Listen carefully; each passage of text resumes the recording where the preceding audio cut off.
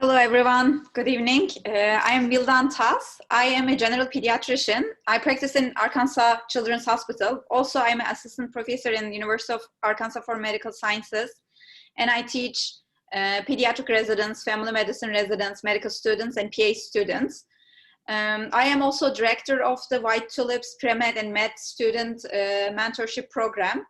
So if you're interested in applying medicine or pre-med application, maybe keep in touch. I will give you the email address that you can contact with us. So tonight we're going to talk about, first I will talk about why we want to be a doctor, why medicine, and then we have a medical student, Elif. She's a third-year medical student in New York City, and she's going to talk about like what the process, how the path is, and what to do and what not to do.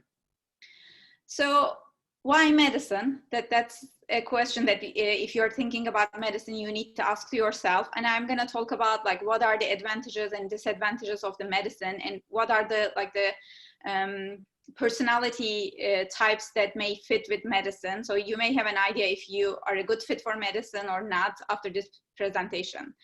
I can quickly talk about why I choose medicine. Mine is a little bit of a cliche that I always wanted to be a doctor. When I was in like elementary school, even before, when people ask me what you want to do, I will always say that I want to be a doctor. But in high school, I changed my mind. I really like math. I really like physics. I was in the Olympics back in Turkey. And I decided to be a physics, I do a major in physics and go to NASA. So that was my plan. But before the last year during the high school, the in Turkey system is a little bit different. You need to decide if you want to do medicine or not but when you are finishing the high school. There is no like college before medical school in Turkey. It's 6 years right after high school. So I need to make my mind at that time to do physics or medicine. So I did some search. I'm not coming from a doctor family. Only I had a cousin. He was a surgeon, and I kept asking him all these questions about like medicine, if it's a good fit for me or not. He will just tell me, he will answer my questions, but he will never tell me to do this or don't do medicine. He won't kind of give me an idea if he wanted to be a doctor or he wanted me to be a doctor or not. So after like searching and asking people questions, I decided to be a doctor, and I went to my cousin, and I told him that I want to be a doctor. And then he said that, yeah, you made the right decision for you. And it is not because you will have a title. It's not because you will have like a lot of money. It's because once you treat a patient, they will tell you, God bless you. And this is everything. So it's worth every night that you spend sleepless studying, or any night that you spend in the hospital. Once they tell you, God bless you, doctor, it's everything that makes it kind of the biggest prize.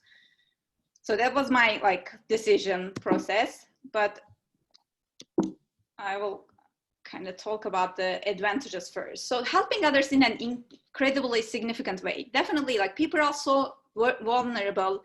They are sick, they need help, and doctor is the person who can help them. So you can change their life. You can help them in a very significant way. And if their pain is resolved, if they feel better, then it is like a huge thing in their life. And also, sometimes we cannot treat all the disease. We cannot cure all the disease, but we can just spend their time with them. We can hold their hand. We can kind of walk the path with them during their sickness. And this makes a huge difference in patient's life. And being on the giving side of this interaction, you also get a lot from the patients. You learn from them. And it is so incredible that you get to help people. And medicine is fascinating. If you read about human body, smallest muscles, you think about your fingers, there are thousands of muscles, vessels, nerves, bones in your, just in small fingers. And you think about all your body, it's amazing. Learning more about medicine is just so satisfying. If you they're so some people think that like medicine is not that scientific because it's more like human interaction, it's more social, but like the science of it is so amazing. Like if you think about the hormones, all the regulation in your body, like we eat the food, we just like swallow it, it goes to our stomach, and then it's processed and went to our cells. And there are so many different things that's involved during this process, and we are still kind of learning about it. We are not even close to know about our body. There are so many things that still we don't know. There are so many research going on, and it is like an endless thing that I don't think we will have a time that we will say that, okay, we know everything about human body, because it is so complicated, and for everyone it's different. Even though we have the same species, like human, they have like everything kind of similar, everybody's body is like different. Their hormone levels are different. They are like kind of processing is different. You can, into talking like in a doctor's perspective, you can prescribe a medication to X person. It works very well, but you may prescribe the same medication to Z person and it doesn't work well. So there are a lot of unknowns, and learning about it is so fascinating. And there's a lot of trust and honor being as a doctor. People come and trust you with their health. They tell you their biggest secrets. They will never tell anybody else the things that they will tell you as a doctor. And then they trust with your family. I'm a pediatrician, so they trust me with their the most precious thing that they ever have. Like they bring me their newborn baby, and I can touch every inch of their baby, which they won't let anybody else to do this. And then like whenever I am in a kind of community, like even in without my title as a person, as soon as somebody hears that I am a doctor, their trust changes, like their looks are different. They trust me more than before. And there is definitely like a lot of honor being a doctor. Like it's when you say that you're a doctor, you feel it. We can influence, and there is a respect to doctors. You all know Dr. Fauci and Dr. Birx, that they are like in everybody's house now, that whatever they say, people are trying to follow them. But you don't have to be like Dr. Fauci or Dr. Birx. Even like being a doctor in your community, people will ask your opinion. They will do what you want them to do. It's not just like in medicine, like they may ask their children's sicknesses, they may ask their sicknesses, and you can tell them what to do. They will respect you, and you can influence them. But also in other things, they think that you are kind of in a respectful place. Definitely we have this advantage in our communities as doctors. And as a doctor, you never have a dull moment. You see like everyday different people, and sometimes like when I see so like different people, I say that, okay, I don't think I can see anything strange than this, or weird than this, or like more amazing than this. And then the next patient is even more amazing or more strange. So there's always like a kind of exciting time in medicine. You never get bored. You never feel like you are all doing the same thing. So, and there are so many like really kind of good memories having these patients. I can tell you one of them. Like I was in residency, and I was like an intern. Intern means the first year of residency, and it means that you don't know much about your specialty yet. So you don't have a lot of confidence, and you have like an upper level, a second year or third year resident who helps you when you need help. And I was on call that night, and when a parent tells nurse that they want to talk to the doctor, it means that there's something wrong. So there's a problem. And then that night I was on call, and it was one of my first calls as a resident. And a nurse told me that a 4-year-old boy's mother wants to see you. And this 4-year-old was admitted for belly pain, and he was having severe belly pain. And I'm like, okay, there's something wrong. And I was worried to go to the room myself. So I got my like upper level, can you come with me and help me? If the mom asks me like hard questions, I may not be able to answer. So we went to the room together. And as soon as I entered the room, this boy turned on the TV in the room, and there was like music, and he was dancing. And then mom told me that he got better and now he's able to dance, and he wanted to show that to me. So it was a really like nice memory. Not always like scary things happens, bad things happens, but there's always like so much exciting things happening in our lives. And you build really meaningful relationship with your patients. Especially, I'm a primary care physician. I get to see the same patient starting from birth to 21 years of age. You become a part of that family. They get to see you like every 2 months, every 3 months, quite often. And then whenever they're sick, they're coming to you, so they trust you. So this is like a real, get a lot of like invitations to high school graduations. My patients, they get graduated from the high school and they want to see me in their graduation. So that's something that it's hard to build. Like you can build that kind of relationship just with your neighbors or like close school friends, but as a doctor, you can become a part of this family. And believe me, you will know much more about this family than any other neighbor or any other school friend, because they tell everything about themselves to you.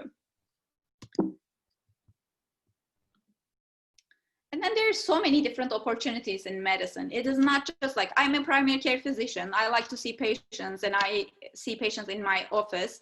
I don't do inpatient. So I can choose which type of medicine I want to do. There are like definitely opportunities, even if you just want to see patients. But there are some others you can teach. So half of my time is teaching. I teach in medical school, I teach in physician assistant school, I teach the residents.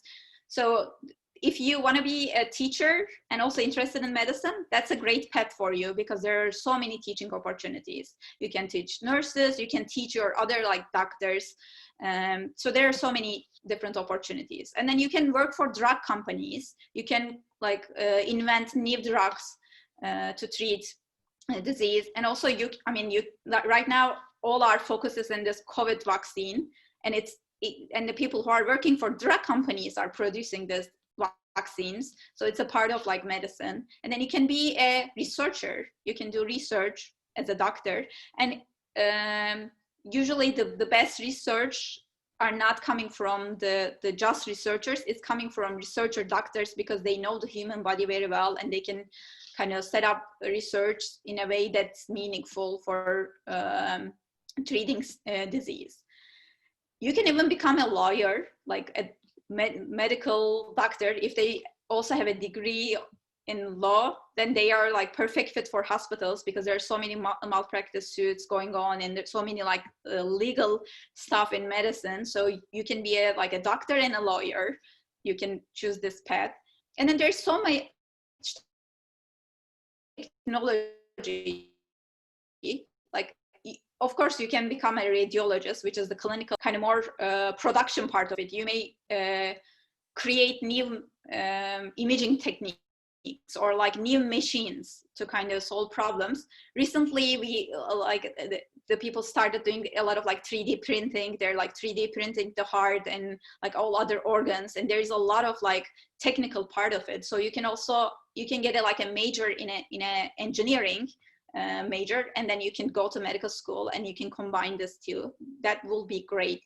I mean, we recently hired in our hospital like an engineer doctor who is a cardiologist, and like when the baby is born with a heart problem, most of the time these babies are just like 4 or 5 pounds. Like imagine a 4 or 5 pound old baby, and the heart of this baby, it is like really tiny, like maybe like a few ounces of a heart, like very small, that big, like. And they are 3D printing of their heart defect. So it's helping with their surgery. Normally they can do that kind of like a surgeries in 3 or 4 steps. They need 3 or 4 surgeries. But with this 3D printing technology, now they're able to do it in just 1 surgery. So that's amazing. Like you can be a part of this like life-changing technique. And then there's an IT part of it. There are like a lot of medical records and so many like technologies and the IT part of it. So you become a kind of like a software producer and a doctor, and it will be a great fit for medicine. So there are so many opportunities. You can never say that, oh, okay, I like science, I like this, I cannot be a doctor. Anybody can be a doctor as soon as if they wanted to do it. Also, there's job stability. So moving on to more like material things, that it's kind of dream job. And if you are not so specific, like if you are not looking for like a very specific job, you can find a job in United States as a doctor easily. It's never a problem for like a doctor to find a job. And most of the time, the hospitals, they want to retain the doctors because the changing doctors is so expensive for hospitals. The whole like search process and then training a new doctor to their system and kind of building up a practice with the new doctor, it's so expensive for hospitals. As soon as you don't have a major problem, usually they want to keep you. The only reason of changing jobs in medicine is that you want to change it. It's not because you are getting fired from jobs. So it's a very stable job. And then there's high compensation. Of course, this depends on which specialty you are. Like the surgeons, generally, they make more money. Primary care is the lowest most of the time. But even the lowest salaries, they start with 6 digits. And then for surgeons, there are like some of them going 7 digits. It requires the critical thinking and problem solving. That this is one thing that I heard from a lot of people, that the medicine is more kind of like you memorize things, you don't think a lot. It is not true. Like every patient is like a question. You need to solve this. It's a puzzle. You need to put pieces together. You need to ask the great questions to be able to get the best history. And then you need to do the best physical exam to be able to get the parts of the problem, and then you need to think about what it could be, put all the pieces together and find the diagnosis, and then you need to think about the treatment. So there's a lot of critical thinking going on, a lot of problem solving going on. It's not just memorizing things and kind of memorizing name of the medications. It's not that simple. And as I mentioned before, like every patient is different, so there is like a lot of out of the textbook things going on. Like every day, at least once a day, I need to go search for something because it is something that doesn't fit with any textbook diagnosis or any textbook kind of definition. So there are a lot of investigation going on in medicine. And then we have the ability to empower patients to take control of their health and their lives. So if you can motivate a teenager to eat healthy and do exercise, this impacts their whole life. Like it changes them. Like rather than being obese, having a healthy weight, it's going to change all their path. They are not going to have all the complications related to obesity. Or like giving immunizations. As a pediatrician, I'm more talking about the pediatric part of it, but giving immunization will prevent them having severe infections and then complications of these infections. And then you can get them motivated to other things. Like I see a lot of like school-age children, teenagers, if I can get them motivated to study their do their homeworks, kind of be more motivated at school, then it changes their lives. I have this ability to empower my patients and also their families. Coming to downsides, it's a long education. So this is from the last in-person medical school graduation. This is some people from our department, that most of the people who were graduating were 27, 28 years old. So most of the time they go to college and then they may take a few gap years and then they go to medical school. So it takes a long time. For some people, they want to be like making money. They want to be kind of their life set as soon as possible after college, which with medicine is it's a little bit difficult. They have extra 4 years of education, and most of the time they may need to take gap years to be able to kind of complete their CVs to go to medical school. And then there is this malpractice part of it, that mistakes, we are human, anybody can make mistakes. So it may cause malpractice lawsuits, but I don't want to scare you with this. This is something, it usually happens with miscommunication. If you communicate well with your patients or like in general in your team, this won't happen very often for you. And with all this responsibility, like taking care of a human body, like taking care of babies or children, for me, it's very stressful because you have a lot of burden on your shoulders, that if you make a mistake, it may cost a life. If you make a mistake, it can cause disability. So there's a lot of stress. and burnout in medical fields.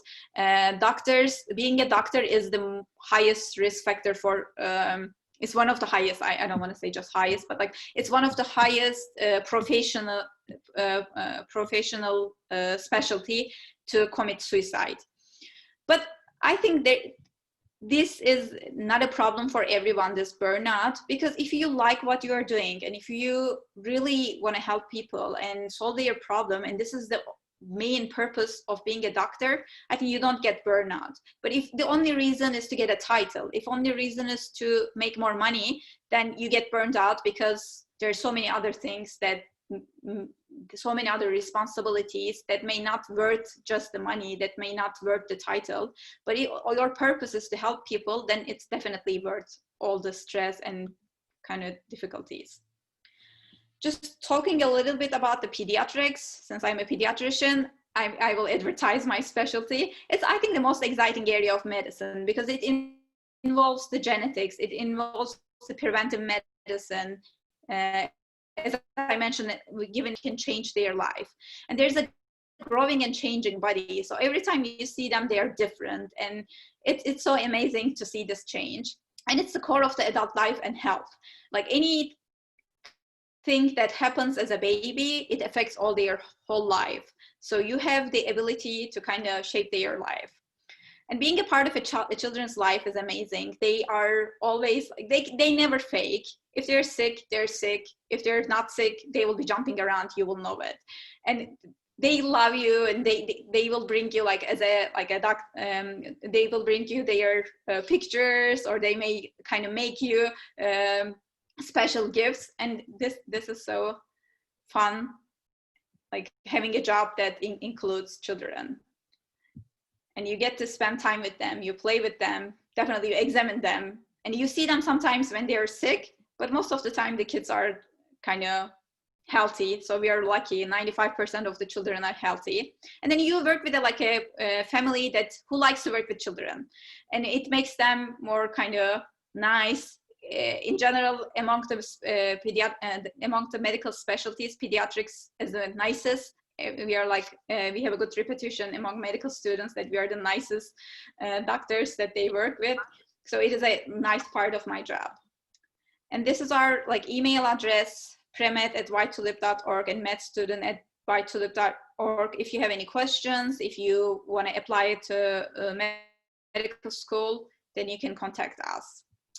Okay, now Elif will present how you can get into medical school part. Yes, I'm going to take over your screen in a second.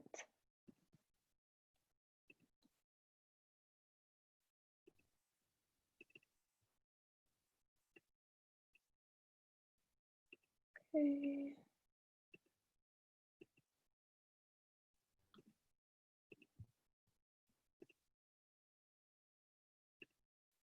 Can everybody see? Yes, we can. Let me just go back to the beginning. Okay, so now that everybody's excited to become a doctor, I'm just going to talk a little bit about the path to get there and some specifics. And I mentioned this before, but if you have any questions, you can put them in the chat box, and then we'll look at the end and answer any questions that you have. So this is about the do's and don'ts on the journey of your pre-med life, basically. I'm going to be talking mostly about the do's. The don'ts are kind of implied, and we'll go through them throughout the presentation. Okay. So I'm just going to talk a little bit about pre-med math, which is something that everybody loves. But this isn't your typical math. It's basically a breakdown of what pre-med looks like here in the States. So it's 4 years of undergrad, which I'm sure you guys all know about, and then you do 4 years of medical school, and then you do a residency program. And this is something that Dr. Tess mentioned, but basically this is the way that you train as a doctor after you have graduated from medical school. So you're a doctor, everybody calls you doctor, but you're still learning, you're still a student. And in fact, as you go into this profession, you learn that it's a profession of constant learning. So you're always a student in some way or another. And so that is the equation that leads to doctor. But there are many ways to get to this path. As we had mentioned before, there are places that you can add time into. For example, this is what I did. I did graduate school between undergrad and medical school. A lot of people will take some time off, we'll do some volunteering, we'll go into experiences that maybe benefit their application some way or another, or just are things that they found very valuable in undergrad and decided to pursue before they started medical school. So this is like a changing formula, but it's definitely something that is a good place to start. And so we're just talking about the requirements of the pre-med track. A lot of schools do it differently, but this is kind of a breakdown of what it looks like in a standard undergraduate school. I went to Rutgers University, which is a school in New Jersey, and this is kind of what it looks like for most students. And so you can see these are the requirements. You have to have biology, chemistry, organic chemistry, and so on. And this is kind of a breakdown of the numbers or the credit hours. So at the end of the day, it kind of adds up to a major of biology, which is why you would find a lot of pre-med students go into the bio major track. But that's not to say that this is the only way to be a pre-med. As long as you have these requirements and you meet these requirements, you are considered a pre-med and you are able to apply to medical school. It's just that you would have to add these onto whatever other major you choose. A lot of people go into whatever their passion is, and you may realize that I didn't give a requirement for like what type of school or what university, or that you have to go to an Ivy League or so on and so forth. At the end of the day, the point is that you go to a school that works for you, and I'm talking about undergraduate school, that works for you, and you make the most of it. You earn a GPA that is sufficient, meaning it's good, and you take these requirements, and whatever major you choose to pursue, as long as you add these onto it, you are considered a pre-med and you can apply to medical school, as I said. And at the bottom where it says psychology, sociology, so on, these are just additional requirements that most medical schools these days are starting to require. Psychology and sociology is something that's ever changing. We're adding to these fields every decade and so on. So the more integrated you are in and well-rounded you are in fields outside of medicine, the better perspective you have of, you know, what it takes to be a person who interacts with humans on a day-to-day basis.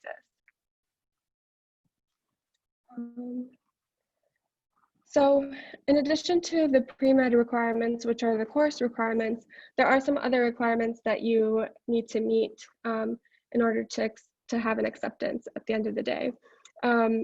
Things that a lot of students do are shadowing. So I thought this picture kind of really depicts a shadowing student. Basically, you're standing in their field and you're watching them from a corner, not interacting, just watching quietly and seeing what they do. This is kind of the first thing that most students will do. And then there's also scribing, which is where you're playing more of an active role in the form of interacting with the doctor. So the doctor will tell you, you know, I want you to write so-and-so, you follow the doctor around, you write what they say, and that helps the doctor finish up their notes. And it helps you to learn what it takes to write a note, and that's something that is beneficial when you become a medical student, because it's a skill that is taught and learned and is perfected as you go on. And then volunteering is just something that, you know, I'm sure most of you are familiar with, but this form of volunteering is something that's way more active, and you have to be able to play a role in the patient care team.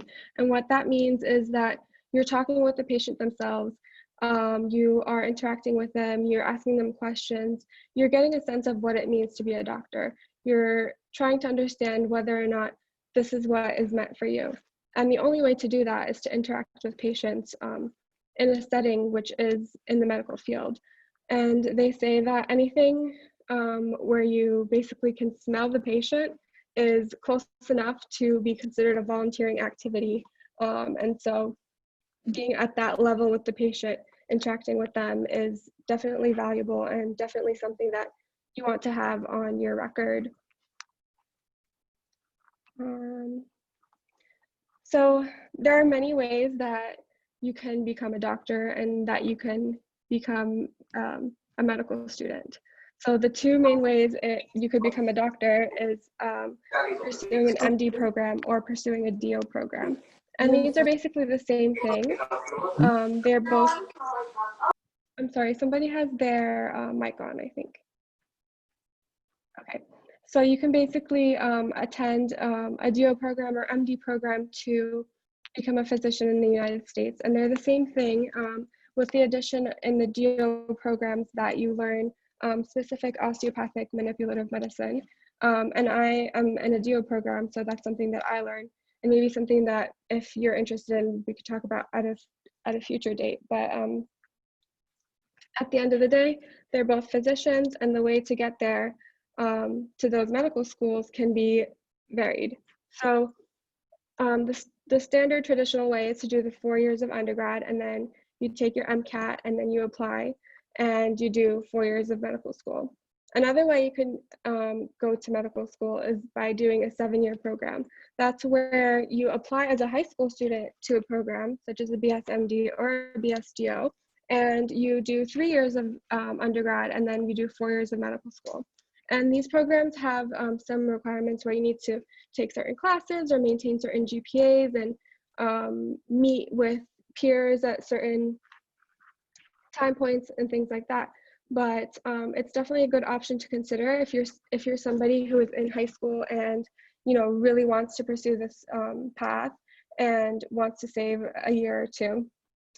And then there are other programs that are 8-year programs, and then as Dr. Tass mentioned, there are programs where they are actually dual degrees. So MD-JD is the one where you become a doctor and a lawyer. You could also be an MD-PhD, which is someone who plays more of an active role in the field of research and science. A PharmD-MD is a person who is a pharmacist and an MD. So that gives you more of a perspective into the field of medicine and medications. And this image is just to show that there are different flavors of pathways and how to get there. And at times, this is how it feels. I'm sure a lot of high school students feel this way. I know a lot of undergrad students feel this way, and I can say as a medical student, I still sometimes feel this way. But at the end of the day, I think it's all a matter of perspective. You know where you're trying to get to. And as long as you have the support network and community that can get you out of this house of fire, it's really a valuable experience and something that is, just worth it in the end. So here are my do's and don'ts. The main do's are to manage your commitments. This is something that I wish somebody told me in the beginning of undergrad. I just went to college and started jumping into everything, all the clubs, all the activities, all the student social things, and it became a lot. And I think that's something that is just an exciting part of college in general, but it's something that you can really get lost in. And something that you need to manage, which is why I wrote it there multiple times. Another really important thing is to collaborate with people who are around you. You're going to meet lots of pre-meds. They're all going to be very ambitious, and everybody is going to want to get to the same place. And everybody might have the same goal. But the point is that if you collaborate, it's just a means to get to where you want to go together. And I think that's kind of why I put this picture there. So I don't know if some people might be familiar with the New York City area, but if you're taking the 5 train or the 6 train and so your friend is taking the Q train, you guys might both, cross paths at Canal Street, but you're splitting at the end, and your destinations are different. The way you get to medicine might be different than the way that your friend gets to medicine. Maybe you take another year, maybe they take another 2 years. It's not a comparison story. It's about your own journey and how you choose to take that journey. And where you end up is where you're meant to be. That's something that, I have to keep in my mind constantly as well. But don't compare yourself to others. Just know that, when you need support, you have it there. And that's why I said, seek out mentors, ask for help. Just have that support network, because there are going to be times when you feel like you're in that house of fire, but reaching out to that network is something that will help you get back on track. The last thing on the do's I put is to be professional at all times. I think that's something that is needed to be said, especially for kids in our generation. Everybody has social media, everybody has, a social presence, everybody has a presence in the real world, and just realize that that presence can follow you wherever you go. Nothing on the internet is deletable, everything is permanent. Just have that mindset and realize that what you put out there is a reflection of yourself, and potentially is a reflection of what people will see when you're applying to whatever path you're applying to. Then in my don'ts, I said, don't compete with your peers. That kind of goes back to collaborating. You don't want to have that sense of, competition where people are trying to get on top of each other to achieve their goal. This is something that unfortunately is very prominent in undergraduate institutions, especially in the pre-med world. But you'll find that once you get to medical school, that kind of all disappears, because, essentially everybody is where they want to be. But unfortunately, some people do have that competitive nature, which will kind of push other people down, and you don't want to be that person. I talked about not comparing yourself to others because it's your own journey. Don't give up. This is just something that is not said enough. Don't give up. Like, there are many times that you can falter. You might fail a class. I certainly failed a class. I'm in medical school. You might get pushed down. You might fall. All these things. Just know that there have been people who were in your position and got to where they wanted to be. And that also ties into don't become defeatist, which means don't be so quick to accept failure. A lot of people will tell you, you're not good enough for medical school. Why are you a pre-med? Why do you think this? Why do you think that? It's really none of their business, first of all. And if you know that you want something strong enough and you're passionate in this field, there will always be somebody who can help you to get you to your goal. And if you are reaching out to mentors or people who are telling you that you're not going to be able to make it, find new ones. Just find new ones. There is somebody out there who wants to help you. These are some resources that I loved, that helped me a lot and helped me during my application process to medical school, but it's definitely something that I wish I listened to, but I don't think it existed back then, but could have listened to as an undergrad student. The pre-med year, specialty stories, and shortcut podcast are all podcasts that are free, readily available. You can watch or listen anywhere. And yeah, they have lots of good advice. Some are short, some are long. You could pick and choose what you want, and I think it's a great place to start. I didn't want to overwhelm any of you with lots of resources, but this is definitely a place where you can get a little bit more, some more ideas about where to go from here.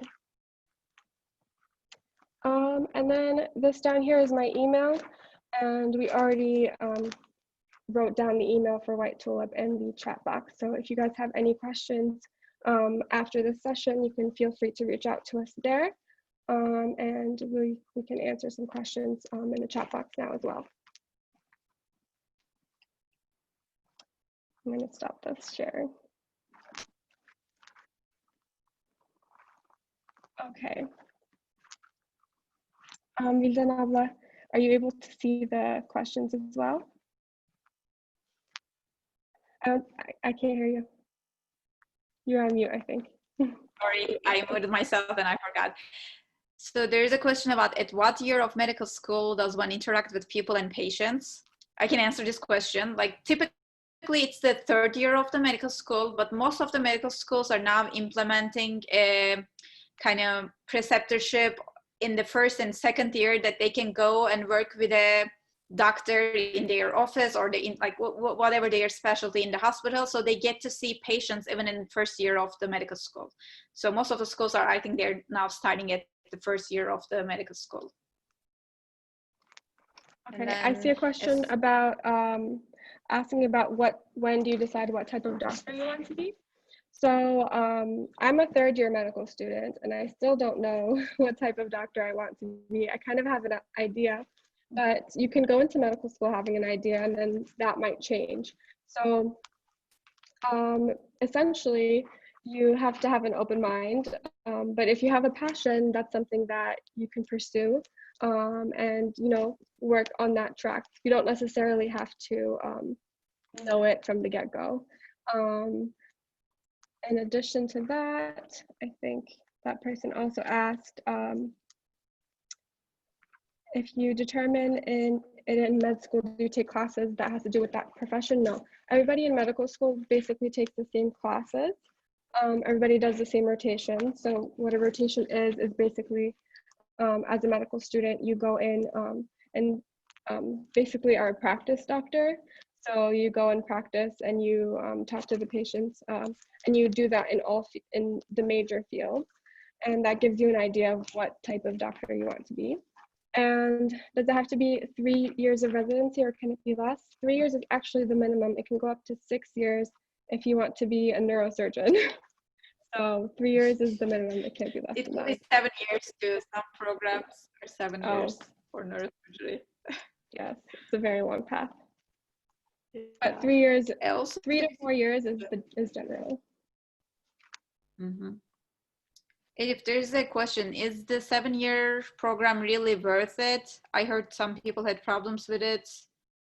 Problems that include not being able to finish it efficiently or having dropout. I'm not sure. Is it like you mean the residency is a 7-year program or combined pre-med and med? I think they mean the pre-med and the med program.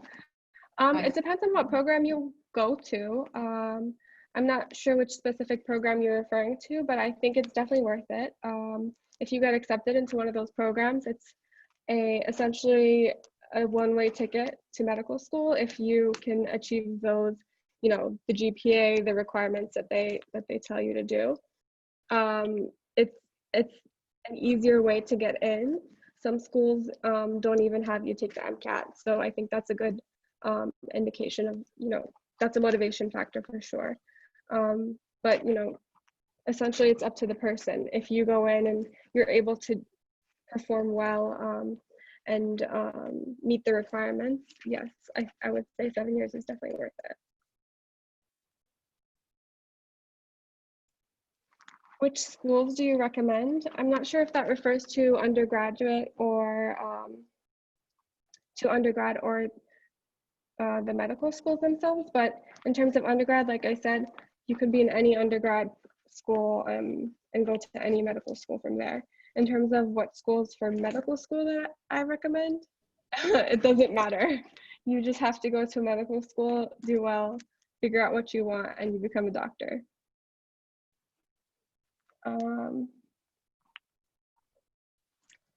What are some things that you recommend us to do in high school that will benefit us?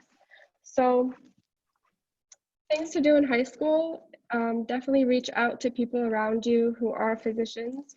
That can be your own doctor. That can be, you know, a small doctor's office that is around the corner from your house or like in a nearby neighborhood. And doing shadowing, which is what I said was like you just stand in the corner and watch. That's the first step. Another thing you could do is listen to those podcasts. They give lots of great advice. for how to start and where to go from there. Somebody said that they're concerned about being a senior, but their SAT score is poor. I wouldn't, you know, if you're going to be able to get into college and you're going to be able to meet those requirements in college, don't think that a poor SAT score is going to keep you from being a medical student and from being a doctor. No way. That's not.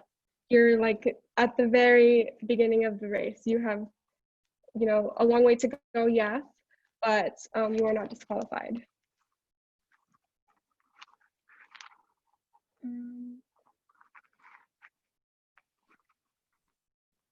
I don't know if I missed any questions. Do you think that? Yeah, there's one more just came. Can you change your residency when you start one? Yes, technically you can start you can change your residency. We have like residents. I had like 2 of them in last few years that they started family medicine residency, but they wanted to be a pediatrician, so they switched to pediatrics. And definitely you can change residency, but it is a little bit difficult. I mean, depends on what you want to change. If you are like a pediatrician and you want to be a neurosurgeon, it may not work as well. But if you want to switch in between family medicine, internal medicine, or family medicine, pediatrics, then it definitely you can change it. But you need to apply from the beginning. You need to apply for residency and get match. So it's possible, but not that easy. Somebody asked, which class did you come to America and how old were you? I don't know if this is asking about me specifically, but I was born here, so I can't really answer that question. But yeah. I know that people come here at all levels. I know somebody who came here after graduating high school in Turkey, came here to the United States, did their, you know, undergraduate degree and did well enough to go to medical school. So don't think that, you know, learning a new language is going to, you know, keep you from essentially applying and doing what you want. I don't think that should be a factor that you have to consider as a barrier.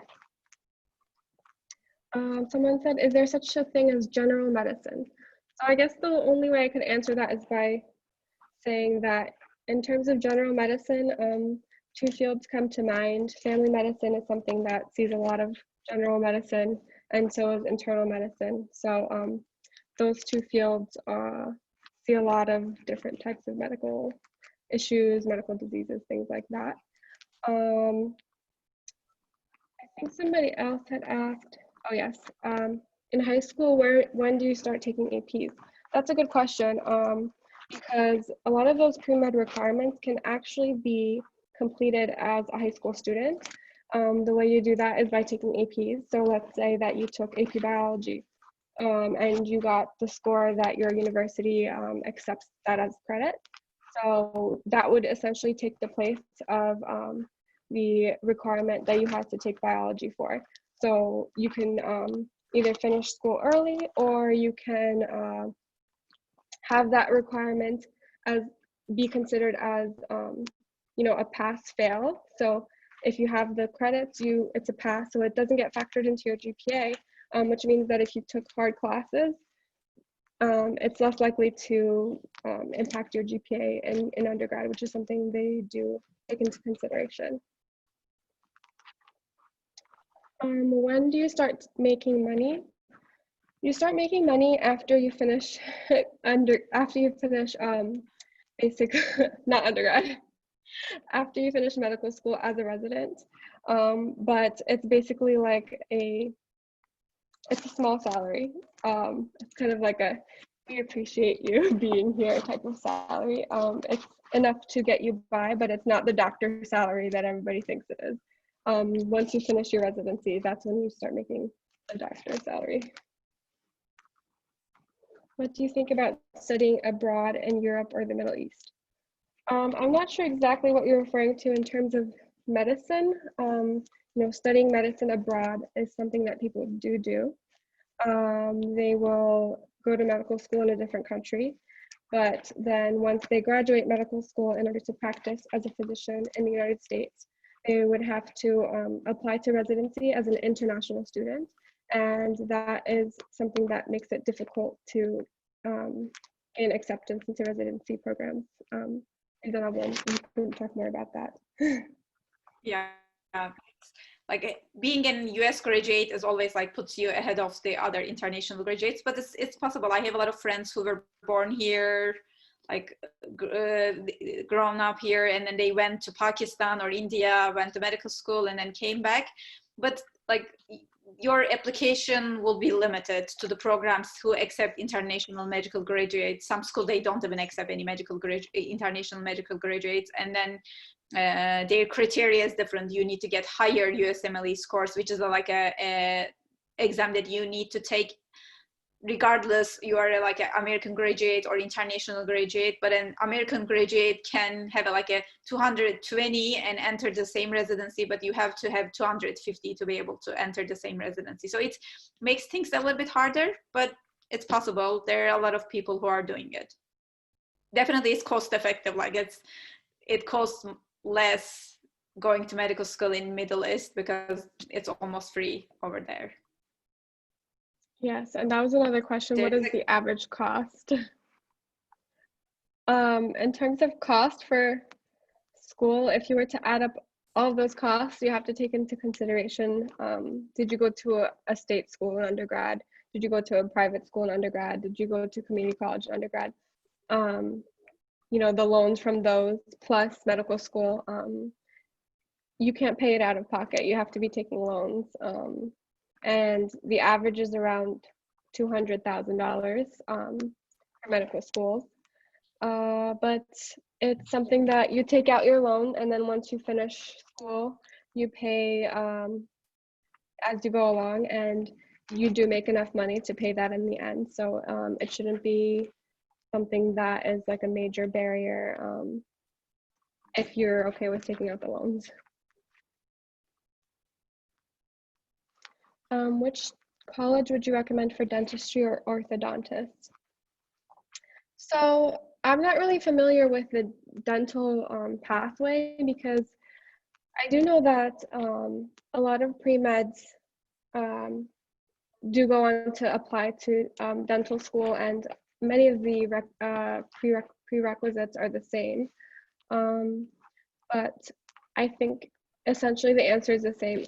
If you go to any old undergrad, any state school, anywhere ever, and you do well, you have a good GPA, and you take your exams, you have all the prereqs, that is what you need to get to where you are. Obviously, you have to take into consideration, does this program have the major that I want to do? Is this cost effective for me? Is it close to my family? Is it far from my family? Things like that. So I think it's a really personal question, but if you want more guidance about that, you can definitely reach out.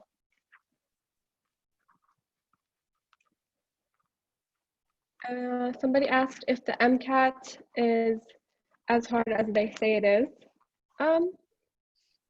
It's a hard exam. You're going to be taking hard exams your whole life if you want to go down this pathway. The MCAT is not the last exam that you'll be taking, for sure. But it's like all exams. If you study well, you prepare well, you will do well. If you don't study, if you are distracted, if you don't put in the time and effort that you need, you will not do well. So yeah, you get what you put in.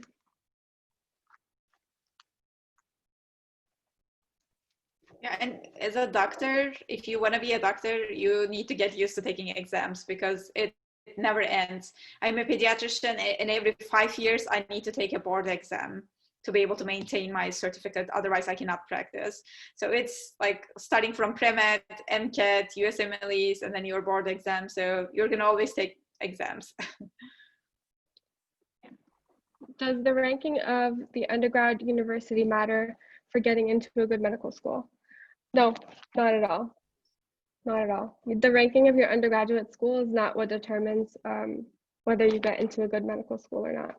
What determines that, like I said, are the prereqs, the MCAT score, obviously, and your extracurricular activities. And how well you can sell yourself.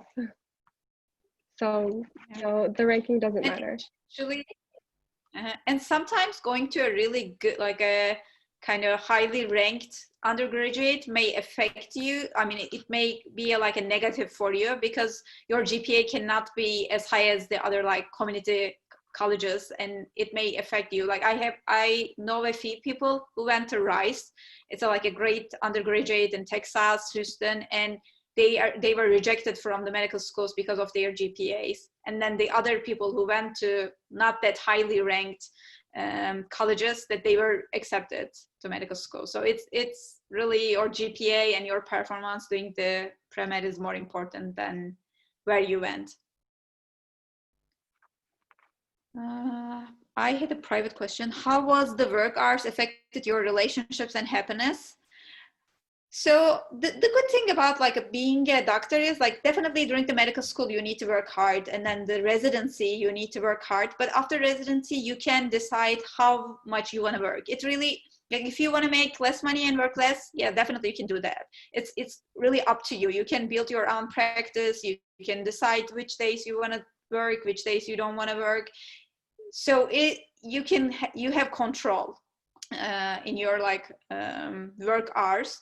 And also like if you're doing something that you like, you enjoy your job, then when you are home you spend the rest of the time like happy, and it actually affects your relationship in a positive way. And as a like a medical student and a resident, you learn time management. And I know a lot of people who work less than me, but they achieve like less during their time. So I think you become like managing your time better than most of the other people, and you most of the time your relationships, and you're more happy because you can control your time. I mean, I don't think it's negatively affected me. I have 2 children, I'm married, and I have a lot of other social life. I do other things, and I don't see my job as like a kind of burden or like something preventing me doing fun things. I think the opposite actually, since I know how to manage my time, that when I work, I'm at work, but the rest of the time I can like do other things. How is your social life as a doctor?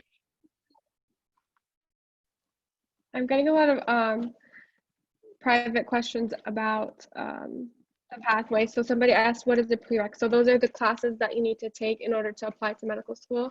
You have to take those classes, and those are the classes I listed. And we can share that information with you as well if you need it. Somebody asked, when do you start volunteering and for how long do you have to volunteer? You can start as a high school student. You can start as an undergrad student. The hours that you volunteer, if it's consistent, it's enough. Let's say you volunteer, you know, for 3 hours a week or 2 hours a week, but you've been doing it for, you know, several months. That's more valuable than doing, you know, 50 hours in 1 week, let's say. So definitely consistency is important, and you can start it whenever, as early as possible, basically. I'm getting a lot of questions about dentistry and things like that.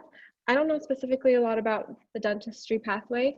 I do want to say that like pre-med is more of a concept than it is like a major. So a lot of pre-med students will be biology majors, you know, psychology majors, things like that. So, or chemistry majors. So you can be a pre-med and be, you know, a history major, for example. But if you have those classes and your plan is to apply to medical school, you are a pre-med. And if you are, you know, planning to apply to dentistry schools, you are pre-dental. So the classes that you take are going to be similar for sure. I don't know exactly the prerequisites for dentistry though. There's a question, do I need to take the MCAT if I'm planning to be a nurse practitioner? No, it is a different path. You need to go to a nursing school, and then you need to kind of get the credential to be able to be a nurse practitioner. The nurse practitioner is like addition to the nursing school. They do 1 or 2 years of like rotations and extra kind of work, and then they become nurse practitioners. MCAT is not a part of it. Somebody asked if they take into consideration which medical school you graduated from when you become a doctor, in terms of, where you can find a job. I would say no. I don't think the medical school that you go to determines where you can practice. What determines that is if you passed your exams, if you are a licensed professional, and what kind of salary you're willing to take from wherever you apply for a job. Yeah, 100% agree. Like it more depends on where you did your residency, and even like you can do your residency any place and then you can start working any area or any kind of like a place. It's really like multifactorial. It's not just like you did residency there, then you can only go these places. It's so complicated. Someone asked me privately, where can I get the recording from? Sorry. Yeah, go ahead. This is like, there is like a technical question. Where can I get the recording from? They asked me privately. So maybe NSP can help with this. We will post this on YouTube, so they will be able to reach from YouTube. Somebody asked, could you compare a straight A student in high school with an AP and dual enrollment classes to medical school? I'm not exactly sure what you're trying to ask, but basically if you're a straight A student in high school, yes, that's a perfectly great thing. APs, again, helps you in terms of not having to take those requirements in college. And then if you have those APs and you have those straight A's, you should apply to the dual programs because you have things that they're looking for, things that will help you. So I don't know, I hope that answers it. Like there's one thing that like high school grades are important for pre-med. Pre-med grades are important for medical school. Like after pre-med, the high school scores are not that important. And then like they don't go back and look further back. Like after the med school, only med school grades are important. What you have done in pre-med is not that important for the residency. So it's like stepwise, yes, high school grades are so important for pre-med, but then after pre-med, your high school scores they're not gonna look at it. They won't go back and look at it. So there is a private question to me. Which classes I need to take for neurosurgery? So it is like a decision that you're going to do after medical school. For pre-med, like you may do neuroscience, it may be kind of plus for you, but otherwise like any pre-med and then medical school, during the medical school, you need to do some things for neurosurgery, like you may work with a neurosurgeon, do research. But I think before medical school, maybe as a major you can have neuroscience, but even if you don't have it, it's okay. You can do any kind of pre-med. Yes, I completely agree with that. It really just depends on how well your scores are after you become a medical student.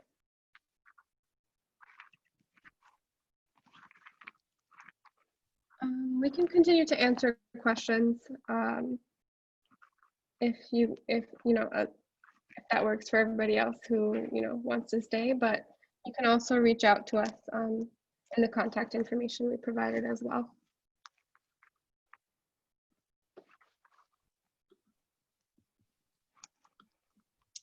Somebody asked, during the last 2 years of medical school, do you get to pick the rotations you want to do? And do rotations include all fields of medicine, such as neurosurgery? That's a good question. You're thinking very far into the future. I like that. Basically, the last 2 years of medical school, you do rotations in the major fields. So you would have to do it in family medicine, you have to do it in pediatrics, emergency medicine, surgery, OBGYN, things like that, psychology as well. And then your 4th year, what you can do is you apply for rotations that are more specific to your interests. So that's, for example, when you would maybe do a rotation in neurosurgery. And essentially, you can kind of pick and choose for fourth year, but you don't pick for third year. How do medical school interviews go? And can you get eliminated based on a poor interview?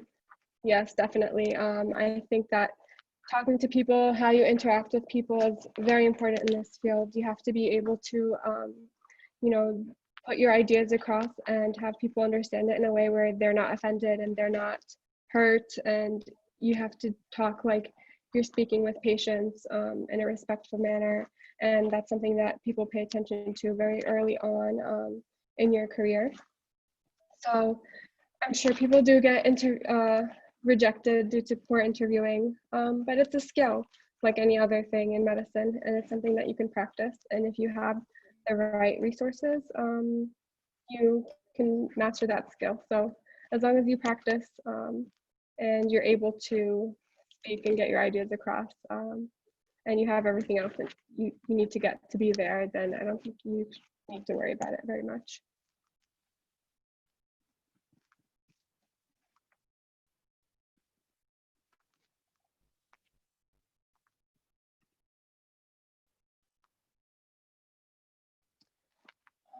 Somebody asked, I am a senior student and I want to be a dentist, but I don't know which major I should choose to be able to continue after undergrad. I would look into this on your own, because as I said, I don't really know much about dental process, but it's like the pre-med pathway for sure. So you can be any major as long as you get in the pre-requirements, such as the biology, you know, the biology courses, the chemistry courses, things like that. And depending on which dental school you want to go to, something you could do, and this applies to medical schools as well, you can go on their admissions page. So you just type in the school and then you write admissions, and that'll tell you a breakdown of which specific classes you need to take, which requirements they have. So that'll be more specific to what you're interested in.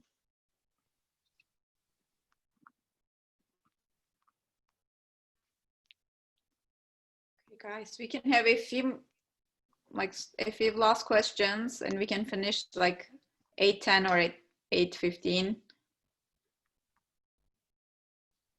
We also have a White Tulip Dentistry group. So if you're interested in dentistry, you can reach out to us via the email provided, and we can give you the right contact information to have basically the network that you need to get in contact with.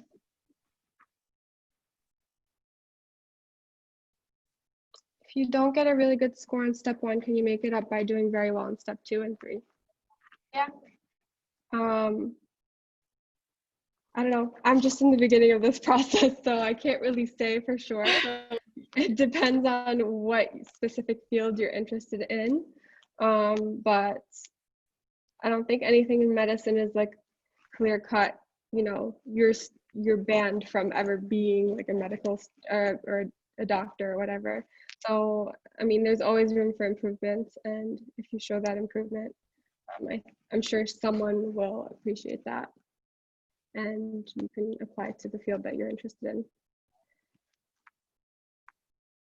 in. Somebody asked if you're able to take MCAT multiple times like you are able to take the SAT. Yes, you can. You can take MCAT multiple times. My understanding is that now, or I don't know if it was like that in the past, but SAT, you can pick and choose which scores you want to send. But if you take the MCAT, they will see all the scores that you have taken in the past, which can be a good and bad thing. You know, they might see that you improved, but they might also see that you took MCAT 8 times, which is not the best thing in the world. But yeah, you can take it multiple times. I know plenty of people who've taken it more than once.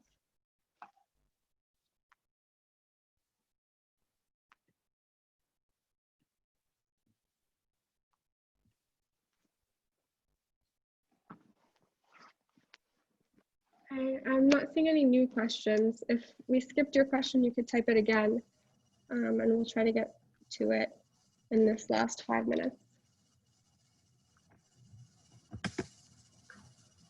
And also, as said, this video is recorded and we will publish it on YouTube.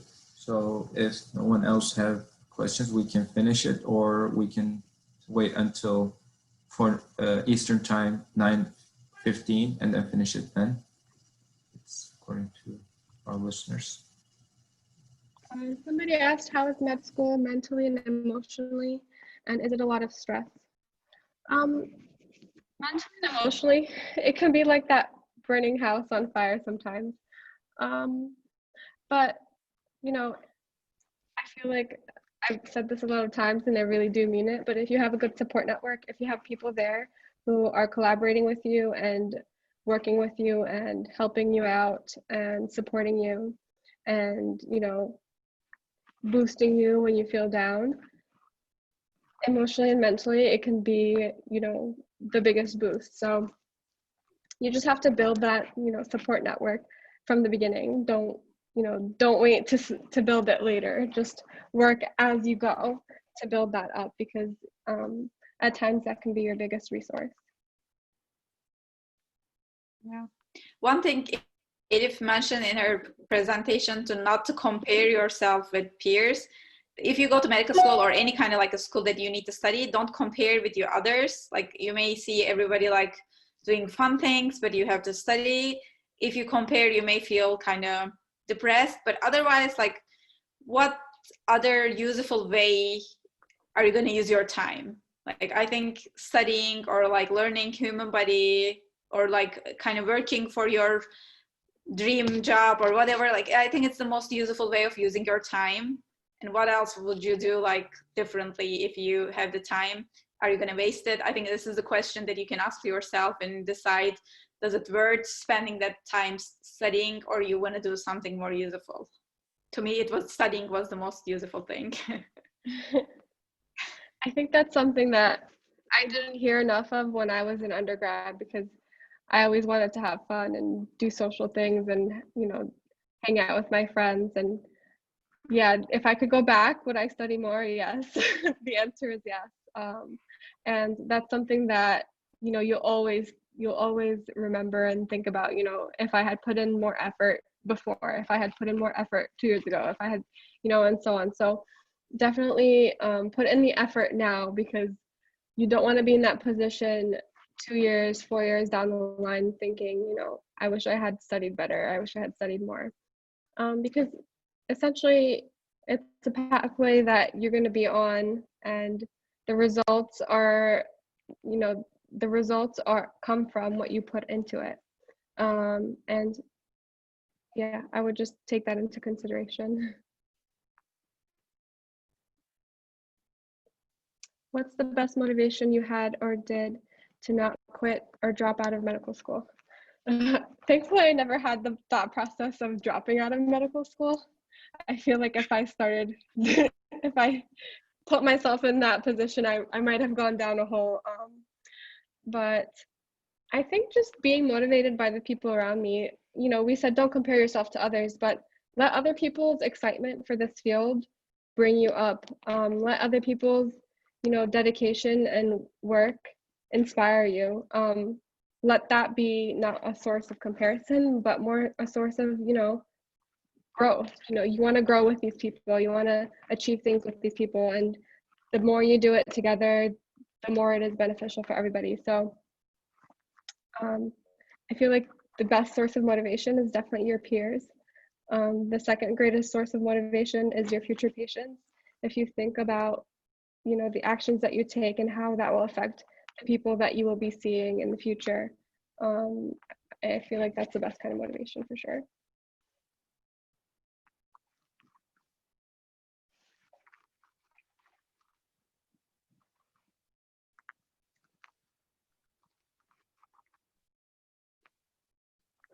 I'm not seeing any new questions.